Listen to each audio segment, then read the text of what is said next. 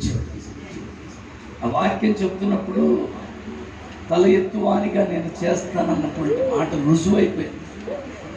మంచి పరిచయం ఇక్కడ జరుగును గాక. నా ముగింపులోకి వచ్చేసాం ప్రియులారా. 2 మాటలు చెప్పాల్సిన బాధ్యత నాకుంది. బైబిల్లో ఉన్న వాళ్ళందరూ కూడా దాన్ని తెరవాలని నాకు ఇష్టం.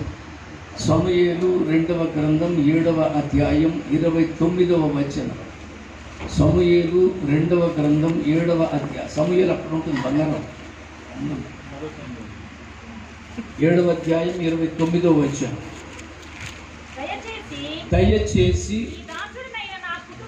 నీ దాసుడనైన నా కుటుంబము నిత్యము నీ సన్నిధిలో ఉండునట్లుగా దానిని ఆశీర్వదించుము. యెహోవా నా ప్రభువా, నీవు సెలవిచ్చి ఉన్నావు, నీ ఆశీర్వాదము నుండి నా కుటుంబము నిత్యము ఆశీర్వదించబడును గాక. దేవునికి స్తోత్రం. 12 గోత్రాలు ఏకఛత్రాధిపత్యంలో పరిపాలించిన మహారాజైన దావీదు దేవుని సన్నిధిలోనికి వెళ్ళి ఈ రీతిగా చెప్తున్నాడండి.